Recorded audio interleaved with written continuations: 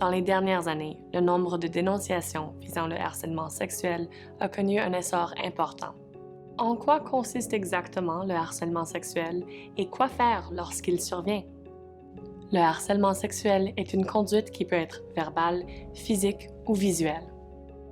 Cela comprend les remarques sexuelles, les blagues à connotation sexuelle, une avance ou une invitation sexuelle, l'affichage d'images ou de photographies choquantes, les menaces, les contacts physiques incluant la caresse, le pincement ou le frottement, et l'agression physique sexuelle.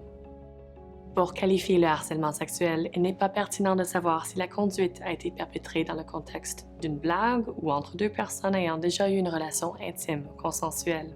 Il faut simplement se demander si la pratique à caractère sexuel était non désirée et si elle était grave pour la victime.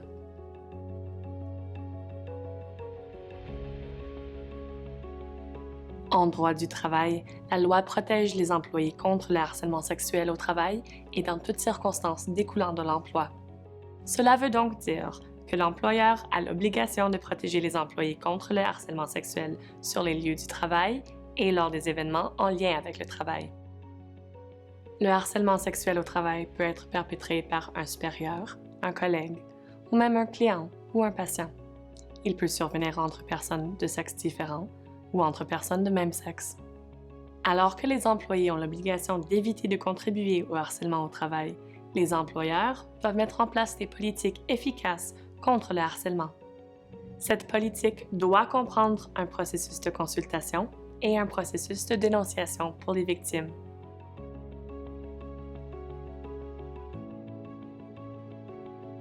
En cas de harcèlement sexuel, plusieurs options s'offrent aux victimes.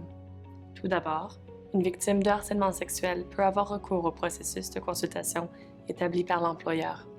Ce processus permet aux victimes de mieux connaître leurs droits en matière de harcèlement sexuel et les procédures à suivre. Il est aussi possible pour une victime de déposer une plainte auprès de la Commission des droits de la personne de la Saskatchewan ou auprès du Workers' Compensation Board. Pour en savoir plus sur le harcèlement sexuel au travail et les options de recours, consultez saskinfojustice.ca.